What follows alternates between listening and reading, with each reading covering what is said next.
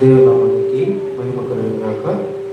చేరువచ్చిన ప్రియ సహోదరి సహోదరులకు, దేవుని సేవకులకు, పెద్దలకు మన ప్రభువును ప్రియరక్షకుడైన యేసుక్రీస్తు నామమున ప్రత్యేకమైన వందనాలు తెలియజేసుకుంటా ఉన్నాం. ప్రభు ఇచ్చిన ఈ మంచి అవకాశాన్ని బట్టి ప్రభువును స్తుతిస్తూ ఉన్నాం. ప్రార్థించి నిరీక్షించే రీతిగా కేవలం పాడలు ఈ యొక్క స్వార్థ ఉద్యోగ సభను ప్రభు చాలా ఘనంగా ఉపయోగించుకుంటున్న విధానాన్ని బట్టి ప్రభువుని ఎంతగానో స్తుతిస్తూ ఉన్నాం. దేవుని యొక్క వాక్యాన్ని చదువుకుందాం. యెహోషువ గ్రంథం 13వ అధ్యాయం లేదా 14వ అధ్యాయం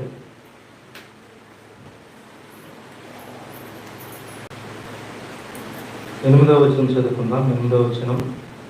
నాతో కూడా బయలుదేరి వచ్చిన సహోదరులు జనుల హృదయమును పరుగు చేయగా నేను నా దేవుడైన యెహోవాను నిండు మనసుతో అనుసరించి తిని. ఆ దినమున మోషే ప్రమాణము చేసి, నీవు నా దేవుడైన యెహోవాను నిండు మనసుతో అనుసరించదు కనుక నీవు అడుగుపెట్టిన భూమి నిశ్చయముగా నీకును నీ సంతానమునకును ఎల్లప్పుడూ స్వాస్థ్యముగా ఉండేది. 14వ అధ్యాయం 13వ వచనం చదువుకుందాం. యెఫున్నె కుమారుడైన కాలేబు ఇశ్రాయేలు దేవుడైన యెహోవాను నిండు మనసుతో అనుసరించిన వాడు కనుక యెహోషువ అతనిని దీవించి అతనికి హెబ్రోనును స్వాస్థ్యముగా ఇచ్చెను. కాబట్టి హెబ్రోను యెఫున్నెను కెనజీయుని కుమారుడైన కాలేబునకు నేటి వరకు స్వాస్థ్యముగా ఉన్నది. చిన్న ప్రార్థన చేసుకుందాం. కనికర సంపన్నుడైన మా ప్రియ ప్రభువా, మీకు వందనములు స్తోత్రములు చెల్లించుకుంటా ఉన్నాం. యేసుక్రీస్తునందు మీరు మాకు అనుగ్రహించిన రక్షణ బట్టి మిమ్మల్ని స్తుతిస్తా ఉన్నాం. ప్రభువా, ఉదయకాల సమయంలో దాసుదారు మీరు మాట్లాడారు. ఈ మధ్యాహ్న కాల సమయంలో ప్రభువా నిలబడతా ఉంటుండగా మీ సహాయాన్ని గ్రహింప చేయండి. తెలిసిన దేహాలతో ఉంటుండగా ఇటువంటి నిద్రమత్తు లేకుండా ప్రియులను మీ యొక్క వాక్యం ముందు ఆసక్తి కలిగిన వారు ఉండినట్లుగా మీ కృప అనుగ్రహింప చేయమని ప్రార్థిస్తా ఉన్నాం. విలువబడిన దాసును మరుగుపరిచి ఈ మధ్యాహ్న కాల సమయంలో నీ పిల్లలకు కావాల్సిన మాటలు మీరు వినిపింప చేయమని, సంఘములకు క్షేమము, విశ్వాసికి ఆత్మీయతలో ఆనందము, పాపికి రక్షణ అనుగ్రహింపచేసి నడిపించమని వాక్యమైన యేసుక్రీస్తు నామమున స్తోత్రము చెల్లించి సహాయం కొరకే అడిగి వేడుకుంటున్నాం పరమ తండ్రి, ఆమేన్. ప్రియమైన సహోదరి సహోదరులారా, ఉదయ కాలంలో మనము కాలేబు జీవితంలో నుండి అతనికి స్వాస్థ్యముగా అనుగ్రహింప చేయబడిన హెబ్రోను గురించి మనం జ్ఞాపకం చేసుకుంటా ఉన్నాం. కాలేబు దేవుని యందు నిండు మనస్సుతో పూర్ణ హృదయముతో ప్రభువును అనుసరించడం ద్వారా కాలేబు హెబ్రోనును స్వాస్థ్యముగా పొందుకున్నాడని, తద్వారా అతనికి అతని సంతానములకు నిత్య స్వాస్థ్యముగా హెబ్రోను అనుగ్రహింపబడిందని కూడా మనం గమనించాం. హెబ్రోను అనగా సహవాసములో ఉన్న ఆనందం, సహవాసంలో ఉన్న విషయాలు కూడా మనము ఉదయకాలం జ్ఞాపకం చేసుకున్నాం. క్రీస్తు యేసు సహవాసమునకు పిలిచిన దేవుడు నమ్మదగిన వాడు అని మనం చూస్తా ఉన్నాం. అదేవిధంగా సహవాసమును ప్రాముఖ్యంగా 4 రకాల సహవాసాలు విశ్వాసులు కలిగి ఉండాలని కూడా మనం గమనించాం. అందులో ప్రాముఖ్యంగా ప్రభువుతో సహవాసం, ప్రభు అయిన యేసుక్రీస్తుతో సహవాసం కలిగి ఉండాలని, అంత మాత్రమే కాదు, రెండవది తండ్రి అయిన దేవునితో సహవాసము కలిగి ఉండాలని, మూడవదిగా సంఘముతో సహవాసం కలిగి ఉండాలని, 4వదిగా సహవిశ్వాసులతో సహవాసం కలిగి ఉండాలని మనం జ్ఞాపకం చేసుకున్నాం.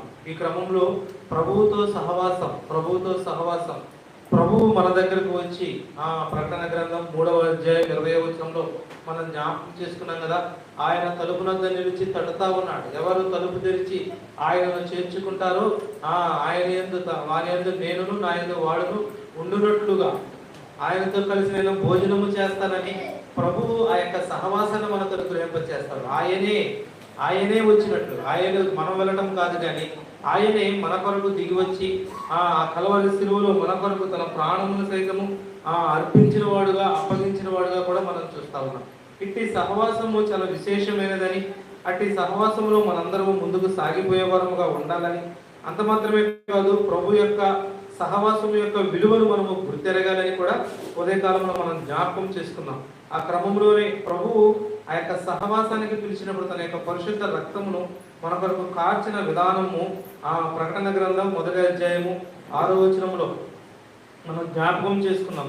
మనలను ప్రేమించిన ప్రభువు తన రక్తమును మన కొరకు ధారపోసి మన పాపముల నుండి మనలను విడిపించిన వాడు, అనగా కడిగిన వానికి మహిమ ప్రభావము యుగయుగములు కలుగునుగాక అని చూస్తాం. ఆయన మనలను తన తండ్రి దేవునికి ఒక రాజ్యముగా ఏర్పాటు చేశాడని, ఒక రాజ్యముగా కూడా ప్రభు మనల్ని ఏర్పాటు చేశాడని మనము గమనిస్తూ ఉన్నాం. అయితే ఈ క్రమంలో మనం ఆలోచన చేయవలసిన వారి ఆ యొక్క ప్రాముఖ్యమైన విషయము ఏమిటంటే ఆ సహవాసం యొక్క విలువ మనం గుర్తెరగాలి. సహవాసం యొక్క విలువ మనము గుర్తెరగవలసిన వారమై ఉన్నాం. రెండవదిగా మనం ఆలోచన చేసాం, తండ్రి అయిన దేవునితో సహవాసం కలిగి ఉండాలని మనం జ్ఞాపకం చేసుకుంటా ఉన్నాం. మధ్యాహ్న కాల సమయంలో రెండు విషయాలు మనం జ్ఞాపకం చేసుకుని మనము ఈ యొక్క వర్తమానాన్ని మనము ఆగుపోదాం. యోహాను రాసిన మొదటి పత్రిక మొదటి అధ్యాయము 3వ వచనం చదువుకుందాం. యోహాను రాసిన మొదటి పత్రిక మొదటి అధ్యాయము 3వ వచనంలో, మాతో కూడా మీకును సహవాసము కలుగునట్లు మేము చూచిన దానిని వినిన దానిని మీకు తెలియచేయుచున్నాము. మన సహవాసం అయితే తండ్రితో కూడాను ఆయన కుమారుడైన యేసుక్రీస్తుతో కూడాను ఉన్నది. మన సంతోషము పరిపూర్ణమగుటకి మేము ఈ సంగతులు వ్రాయిచున్నాము అని రాయబడతాం. తండ్రితో సహవాసం ఏమంటా ఉన్నాడు చూడండి, మాతో కూడా మీకును సహవాసము కలిగినట్లు దేవుని పిల్లలతో సహవాసము కలుగునట్లు ఏమంటా ఉన్నాడో చూడండి, నేను చూచిన దానిని వినిన దానిని మీకు తెలియచేయుచున్నాము. వారు కళ్ళారా చూచారు, వారు విన్నారు, వారికి ప్రభు యేసుక్రీస్తుకు శిష్యులందరూ కూడా సాక్షాత్తులుగా ఉన్నారు. వారు చూచిన దానిని వినిన దానిని ప్రకటిస్తా ఉన్నారు. వారు కన్నులారా చూచి చెవులారా విన్న సంగతులు మాత్రమే ప్రకటిస్తారు. అపోస్తలుడైన పౌలు కూడా అదే విషయం తెలియచేస్తారు. అపోస్తలుడైన పేతురు కూడా ఇదే విషయాన్ని తెలియచేస్తా ఉన్నారు కదా. మేము కన్నులారా చూచుతాం, మేము ఏమి చూసామో, ఏమి గ్రహించామో, ఏమి ఆయన దగ్గర నుండి నేర్చుకున్నామో అవి మాత్రమే ప్రకటన చేస్తా ఉన్నామని పేతురు పలుకుతా ఉన్నారు. మనము చూడాలి, గ్రహించాలి, దేవుని యొక్క శక్తిని మనము గుర్తెరగవలసిన వారమై, అట్టి సహవాసంలోనికి మనం రావలసిన వారమై ఉన్నాం. అదే కదా ఇక్కడ మన సహవాసం అయితే తండ్రితో కూడాను ఆయన కుమారుడైన యేసుక్రీస్తుతో కూడాను మనము సహవాసము కలిగి ఉండాలి. తండ్రి తన యొక్క కుమారుని మన కొరకు పంపించిన విధానం, మనము గుర్తిరగవలసిన వారమని, తండ్రి చిత్తమును నెరవేర్చడానికి కుమారుడు ఈ లోకములోనికి తండ్రి చిత్తము నెరవేర్చడానికి ఏమంటారు మనందరూ తెలుసు కదా. యెషయా గ్రంథంలో రాయబడతా ఉన్నది, నేను ఎవరిని పంపెదను, నా నిమిత్తము ఎవడు పోవును అని ప్రభు పలుకుతూ ఉంటుండగా చిత్తము నేనున్నానని కుమారుడు తన ప్రజల రక్షణ కొరకు, ప్రభువు ప్రేమించిన పిల్లల యొక్క రక్షణ కొరకు ఈ లోకములో అరుదించిన వాడుగా ఉన్నాడు. తండ్రి చిత్తము నెరవేర్చిన కుమారుని మనం చూస్తున్నాం. చూడండి, యోహాను సువార్త మొదటి అధ్యాయం 18 వచనం చూడండి. యోహాను సువార్త మొదటి అధ్యాయము వచనము 18లో మనం చూస్తే, ఎవడైనను ఎప్పుడైనను దేవుని చూడలేదు, తండ్రి రొమ్మునున్న అద్వితీయ కుమారుడై ఆయనను బయలుపరిచెను. ఎవడైనను ఎప్పుడైనను దేవుని చూడలేదు, తండ్రి రొమ్మున ఆనుకుని ఉన్న కుమారుడే. ఏ కుమారుడు? అద్వితీయ కుమారుడు అని పుట్టినట్టు రెండేసి ఏమనున్నది? జనదైక కుమారుడు అని చూస్తాను. జనదైక కుమారుడు. మేము దేవుణ్ణి చూసామండి, మాకు దేవుడు కనిపించాడండి అని అనేది చాలా ఒట్టి మాటను మనం గుర్తెరగాలి. ఎవడైనాను, లేఖనం ఏం సెలవిస్తూ ఉన్నది, ఎవడైనాను ఎప్పుడైనాను దేవుని చూడలేదు, తండ్రి రొమ్మున ఆనుకుని ఉన్న అద్వితీయ కుమారుడే, అనగా ద్వితీయము లేనివాడు, రెండవ వాడు లేనివాడు, జనదైక కుమారుడు, అనగా ఒక్కడే కుమారుడైన యేసుక్రీస్తు ప్రభు. అందుకే తిమోతికి రాసిన పత్రికలో రాయబడుతున్నది, దేవుడు ఒక్కడే, దేవునికి నరులకు మధ్యవర్తి ఒక్కడే, ఆయనే క్రీస్తు యేసు అను నరుడు. ఒక్కడే అన్నాడా? ఒక్కడు కూడా అని రాయబడతా కదా. ఒక్కడే ఆ ప్రభువు ఒక్కడే.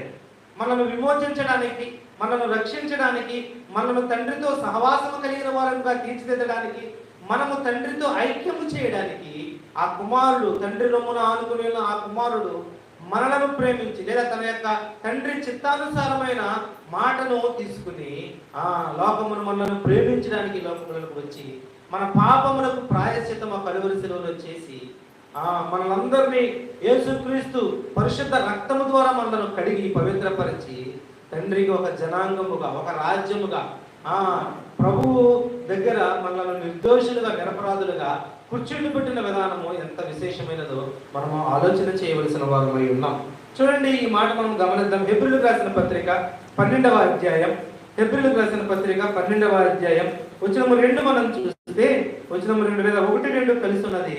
వచనము 1-2 మనం చూస్తే, ఎంత గొప్ప సాక్షి సమూహము మేఘము వలె మనలను ఆవరించి ఉన్నందున, ఎంత గొప్ప సాక్షి సమూహము మేఘము వలె మనలను ఆవరించినందున మనము కూడా ప్రతి భారమును సులువుగా చిక్కులు పెట్టు పాపమును విడిచిపెట్టి విశ్వాసమునకు కర్తయు దాన్ని కొనసాగించువాడైన యేసు వైపు చూచుచు మన ఎదుట ఉంచబడిన పందెములో గోపికతో పరిగెత్తుదుము అని వ్రాయబడుతూ దాని కంటిన్యూషన్ చూడండి.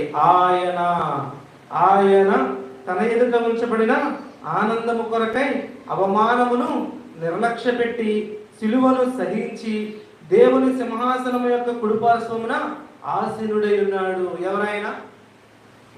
ఎవరైనా మన ప్రభు అయిన యేసుక్రీస్తు వారు. ఆయనకున్న ఆనందం ఏమిటి? ఆయన తన ఎదుట ఉంచబడిన ఆనందం. ఆ ఆనందం ఏమిటో తెలుసా?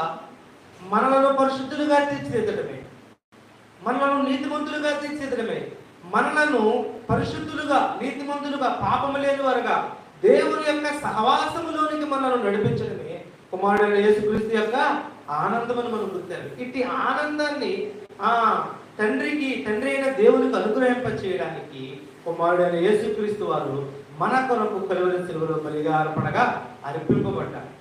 అందుకే యోహాను సువార్త 17వ అధ్యాయం రాయబడుతున్నది, చేయుటకు నీవు నాకు ఇచ్చిన పనిని నేను సంపూర్తి చేసి ఉన్నాను. తండ్రి, నీవు నాకు ఇచ్చిన పని నేను సంపూర్తి చేస్తా ఉన్నా. గెత్సేమనే తోటలో ప్రభు ప్రార్థన చేస్తా ఉన్నాడు. ఆయన చెమట రక్త బిందువుల లెక్క పలుకుతా ఉన్న మాట మనము ఆలోచన చేయవలసిన వారమై ఉన్నాం. తండ్రి యొక్క చిత్తమును నెరవేర్చడానికి కుమారుడు యేసుక్రీస్తు ప్రభు కలువరి శిలువలో బలి అయిపోయిన వాడు. మన కొరకు ఆ తండ్రి అయిన దేవుని యొక్క సహవాసానికి మనల్ని నడిపించడానికి, ఆ మంచి ప్రదేశంలో, ఆ నెమ్మది కలిగిన స్థలంలో పరిశుద్ధులుగా మనల్ని కూర్చుని పెట్టడానికి కుమారుడైన యేసుక్రీస్తు రక్తము సర్వమానవాళి పాపముల కొరకై పరిశుద్ధ రక్తము వదింపబడిన గొర్రెపిల్లగా ప్రభు అయిన యేసుక్రీస్తు రక్తం మనల్ని దిగిందని మనం గుర్తెరగా. యేసుక్రీస్తు రక్తము ద్వారా మాత్రమే మనం పరిశుద్ధపరచబడ్డాం. యేసుక్రీస్తు రక్తము ద్వారా మాత్రమే మనము నీతిమంతులుగా తీర్చబడ్డాం. యేసుక్రీస్తు రక్తము ద్వారా మాత్రమే మనకు నిత్య జీవం అనుగ్రహింప చేయబడింది. యేసుక్రీస్తు రక్తము ద్వారా, ఆయన శిలువ మరణ పునరుద్ధానము ద్వారా మనము పరలోక రాజ్యములో తండ్రి అయిన దేవునితో సహవాసము కలిగి ఉండే ధన్యతకు ప్రభువు అర్హత అనుగ్రహింప చేసిన విధానమును బట్టి మనము ప్రభువుని స్తుతించవలసిన వారమై ఉన్నామని దేవుని యొక్క వాక్యం ద్వారా మనం చూస్తాం. ఇట్టి తండ్రితో సహవాసాన్ని కుమారుడైన యేసుక్రీస్తు ప్రభు మనకు అనుగ్రహింపచేసారు. మొదటి యొక్క సహవాసం ఏమిటి? మొదటి సహవాసం ప్రభు అయిన యేసుక్రీస్తుతో మనకు సహవాసాన్ని ప్రభు ఇచ్చాడు. రెండవది తండ్రి అయిన దేవునితో మనకు సహవాసాన్ని ప్రభు అనుగ్రహింపచేసిన విధానం బట్టి మనం ప్రభువును స్తుతిస్తా ఉన్నాం. మూడవదిగా మనం జ్ఞాపకం చేసుకుంటా ఉన్నాం. మూడవదిగా సంఘముతో సహవాసము కలిగి ఉండాలని దేవుని యొక్క వాక్యం ద్వారా చూస్తా ఉన్నాం. రక్షింపబడ్డాం. యేసుక్రీస్తును సొంత రక్షకునిగా అంగీకరించిన తర్వాత తండ్రి అయిన దేవునితో కుమారుడైన యేసుక్రీస్తుతో సహవాసం కలిగిన మనము ఇహలోకములో స్థానిక సంఘముతో సహవాసం కలిగి ఉండాలి. యేసు ప్రభువును నమ్ముకున్నామని, యేసు ప్రభువు మేము సొంత రక్షకునిగా అంగీకరించామని తిరిగి లోకములో మనం తిరిగే వారముగా కాకుండా దేవుని యొక్క సన్నిధి, దేవుని యొక్క సంఘములో మనము సహవాసం కలిగిన వారముగా దేవుని యొక్క వాక్యం ద్వారా మనం చూస్తా ఉన్నాం. చూడండి, హెబ్రీయులకు రాసిన పత్రిక 10వ అధ్యాయం త్వరగా మనం చదువుకుందాం, సమయం లేదు. 10వ అధ్యాయం 24వ వచనం మనం జ్ఞాపకం చేసుకుంటా ఉంటే 24వ వచనము చూడండి. 24వ వచనం, కొందరు మానుకున్నట్లుగా సమాజముగా కూడట మానక ఒకరినొకడు హెచ్చరించుచు ఆ దినము సమీపించుటకు మీరు చూచిన కొలది మరి ఎక్కువగా అలాగూ చేయించు ప్రేమ చూపుటకు సత్కార్యము చేయుటకు ఒకరినొకడు పురుకొల్పు వలనని ఆలోచింతుము.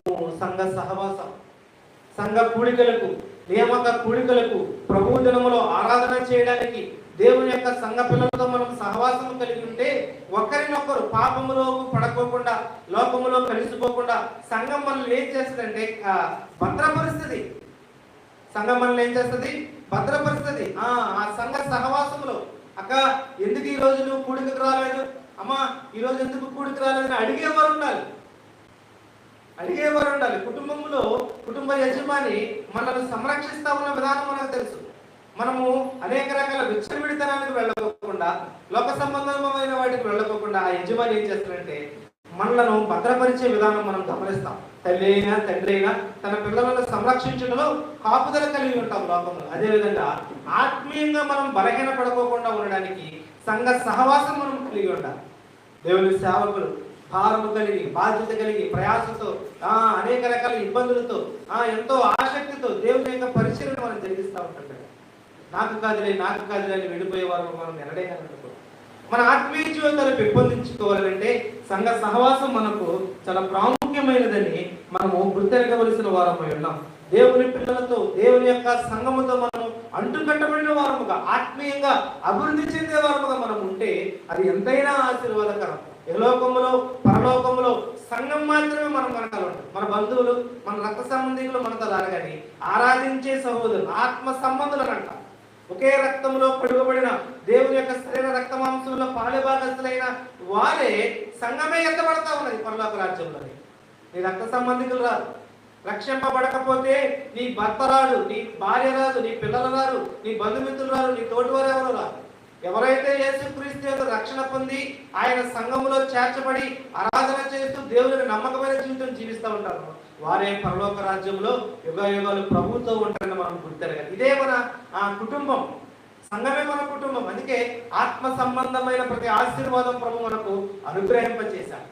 సంఘము కొరకు ఎఫెసీయులకు రాసిన పత్రిక 5వ అధ్యాయంలో రాయబడిన సంగతి, సంఘము కొరకు అటువలే అది కళంకమైన మచ్చైనను లేనట్టుగా. చూడండి, ఎఫెసీయులకు రాసిన పత్రిక 5వ అధ్యాయం, ఎఫెసీయులకు రాసిన పత్రిక 5వ అధ్యాయం చూడండి 2వ వచనంలో, క్రీస్తు మిమ్మును ప్రేమించి పరిమళ వాసనగా ఉండటకు మన కొరకు తను దేవునికి అర్పణముగాను బలిగాను అప్పగించుకునేను అని చూస్తాం. క్రీస్తు మిమ్మును ప్రేమించి అని చూస్తాము. క్రీస్తు మనల్ని ప్రేమించిన విషయాలు, పరిమళ వాసనగా మనం ఉంచిన విధానం బట్టి దేవుని యొక్క వాక్యము ద్వారా ఈ మధ్యాహ్న కాల సమయంలో చూడండి మనం ఆలోచన చేసినట్లయితే మత్తయి సువార్త 18వ అధ్యాయం 19వ వచనంలో, మత్తయి సువార్త 18వ అధ్యాయం 19వ వచనం ఒకసారి చూస్తే, 18వ అధ్యాయం 19వ వచనం మనం గమనించినట్లయితే, మరియు మీలో ఇద్దరు తాము వేడుకొను దేనిని గుర్చేయనను భూమి మీద ఏకీభవించిన ఎడల అది పరలోకమందున్న నా తండ్రి వలన వారికి దొరుకునని మీతో చెప్పుచున్నాను. ఎలా అనగా, 2-3 నా నామమున ఎక్కడ కూడి ఉందో అక్కడ నేను వారి మధ్యన ఉందును. మనందరం ఏకీభవించి ప్రార్థన చేస్తే ప్రభు అద్భుతమైన కార్యాలు చేస్తారు. మనందరికీ తెలుసు కదా, సంఘం అయితే అత్యాశక్తితో ప్రార్థన చేస్తూ ఉంటే పేతురు చెరసాలలో ఏమైనాయి? పేతురు చెరసాలలో ఉన్న సంఖ్యలు బ్రద్దలైనవి. సంఘం యొక్క ప్రార్థన, సహవాసం యొక్క ప్రార్థన దేవుని యొక్క వాక్యం సెలవిస్తా ఉన్నది. మీరు దేనిని గూర్చి వేడుకున్నా అది పరలోకమందున నా తండ్రి వలన వానికి దొరుకును. 2-3 కలిసి ప్రార్థన చేయాలి. నశించిపోతున్న ఆత్మల కొరకు, రక్షణ లేని కుటుంబాల కొరకు, కుటుంబములో రక్షణ లేని వారి కొరకు, భర్త రక్షణ కొరకు, భార్య రక్షణ కొరకు, పిల్లల రక్షణ కొరకు, వారి ఆత్మీయమైన ఎదుగుదల కొరకు, స్వార్థ పరిచర్య కొరకు, నూతన మందిర పరిచర్య కొరకు, నూతన స్థలాల్లో యేసు ప్రభు అంటే ఎవరో తెలియని ప్రాంతాలకు స్వార్థ ప్రకటన చేయడం కొరకు, పంపబడే వారి కొరకు, గుబురి నింపే వారి కొరకు ప్రార్థనాపూర్వకంగా సంఘము ప్రార్థన చేసే వీరులో ఉండాలి. ఇది సంఘ సహవాసం ప్రభు మనకు అనుగ్రహింపచేశాడు. మందిరానికి వెళ్ళావా అంటే వెళ్ళాం, వచ్చావా అంటే వచ్చా, ఏం చెప్పావంటే ఏమో నాకు తెలియదు. నామకార్థమైన భక్తి ప్రభువుకి ఇష్టమైనది కాదు. మన ప్రార్థనలో, మన ఆత్మీయమైన జీవితంలో, విశ్వాసంలో ఫలింపు ఉండాలి. ఆత్మీయతలు ఎదగాలి. రక్షింపబడిన నాట నుండి నేటి వరకు నీ ఆత్మీయమైన స్థితి ఏ రీతిగా ఉన్నదో పరిశీలన చేసుకోవాల్సిన వారమై. కాబట్టి అట్టి సంఘ సహవాసాన్ని మనము కలిగి ఉండాలని దేవుని యొక్క వాక్యం ద్వారా మనము గమనించవలసిన వారమై ఉన్నాం. చూడండి ఒక్క మాట, ద్వితీయోపదేశకాండ గ్రంథం 32వ అధ్యాయం మనం చదువుకుంటా ఉంటే, ద్వితీయోపదేశకాండ గ్రంథం 32వ అధ్యాయం వచనము 30 మనం చూద్దాం. 32వ అధ్యాయం వచనము 30 మనం జ్ఞాపకం చేసుకుంటే చూడండి. 32వ అధ్యాయం వచనము 30, తమ ఆశ్రయదుర్గమని వారిని అమ్మివేయని ఎడల యెహోవా వారిని అప్పగింపని ఎడల. చూడండి ఇక్కడ చూడండి, ఒకడు ఎట్లు 1000 మందిని తరుమును, ఇద్దరు ఎట్లు 10,000 మందిని పారదూరును చూస్తాం. ఒకడు 1000 మందిని తరుముతా ఉంటే ఇద్దరు 10,000 మందిని తరుముతా ఉన్నారని మనం చూస్తాం. ఒకడు 1000 మందిని తరిమితే ఇద్దరు ఎంతమందిని తరమాలి? వాస్తవంగా ఒకడు 1000 అంటే ఇద్దరు ఇంకొక 1000 అనగా 2000 మందిని తరమాలి. మరి ఇద్దరు కలిసి ఎంతమందిని తరుముతా ఉన్నారు? ఇక్కడ వ్రాయబడినట్లుగా ఇద్దరు 10,000 మందిని తరుముతా ఉన్నారని మనం చూస్తాం. ఇద్దరు 10,000 మందిని తరుముతా ఉన్నారంటే ఇద్దరు ముగ్గురు కలిసి ప్రార్థన చేస్తే 10,000 మందిని, వాస్తవానికి 2,000 మందినే తరమాలి. ఒక వ్యక్తి అయితే 1,000 మందినే తరుముతాడు. మరి ఇద్దరు వ్యక్తులు కలిసి తరమాలంటే 10,000 మందిని తరుముతా ఉన్న విధానం మనకి ఇక్కడ కనిపిస్తా ఉంది. సంఘములో ప్రియ సహోదరి సహోదరులారా, ఏకీభవిద్దాం. సంఘ కార్యక్రమాలకు మనం ఏకీభవించి ప్రార్థనాపూర్వకంగా సిద్ధపాటు కలిగి ఉంటాం. అది ఏ కార్యక్రమమైనా సరే సంఘ సహవాసం యొక్క విలువను మనము గుర్తిరుగుదాం. యహలోకములో పరలోకములో ఉండేది సంఘం మాత్రమే, ఆరాధన మాత్రమే మనము గుర్తెరగవలసిన వారమై ఉన్నాం. అట్టి సంఘ సహవాసానికి ప్రభు మనలను ఏర్పరచుకున్న విధానం బట్టి మనం ప్రభువు స్తుతించవలసిన వారమై ఉన్నామని లేఖనం ద్వారా మనం చూస్తా ఉన్నాం. ఆఖరిగా 4వదిగా సహవిశ్వాసులతో మనము సహవాసము కలిగి ఉండాలి. సహవిశ్వాసులతో మనము సహవాసం కలిగి ఉండాలి. తోటి విశ్వాసులతో మనము లోకమునకు వేరే ఉండాలి. కీర్తనకారుడు తెలియజేస్తా ఉన్నాడు. మొదటి కీర్తన మొదటి వచనంలో ఏమంటా ఉన్నాడు? దుష్టుల ఆలోచన చెప్పున నడువక, పాపుల మార్గమున నిలువక, అపహాసకులు కూర్చుండు చోటన కూర్చుండక, యెహోవా ధర్మశాస్త్రమునందు ఆనందించుచు దివరాత్రములు దానిని ధ్యానించేవాడు ధన్యుడు. నడువక, నిలువక, కూర్చుండక, ఇది లోకానికి సంబంధించింది. లోక సంబంధమైన వాటి ఆలోచనలతో మనము నడిచేవారముగా ఉండకూడదు. లోక సంబంధమైన పాపుల యొక్క మార్గములతో, వారి యొక్క ఆలోచన యొక్క మార్గములతో మనము నడిచేవారముగా ఉండకూడదు. అంత మాత్రమే కాదు, లోకస్తులతో వారి యొక్క అన్య సంబంధమైన లేదంటే లోక సంబంధమైన సంభాషణలతో మనము ఏకీభవించకూడదు. మరి మనం ఏం చేయాలి? యెహోవా ధర్మశాస్త్రం, దేవుని యొక్క మందిరములో అనుభవం కలిగిన దైవజనులు వారానికి 4-5 మీటింగ్లు ఎందుకు పెడతా ఉన్నారో తెలుసా? బైబిల్ స్టడీ కూడికని, స్త్రీల పరిచర్య అని, విజ్ఞాపన కూడికని, యవనస్తుల కూడికని, అదేవిధంగా ఆదివారం ఆరాధన పరిచర్య అని, సండే స్కూల్ పరిచర్య అని, నియామక కూడికలని, సహవాస కూడికలని, సువార్త కూడికలని, కృతజ్ఞత కూడికలని ఎందుకు పెడతా ఉన్నాను?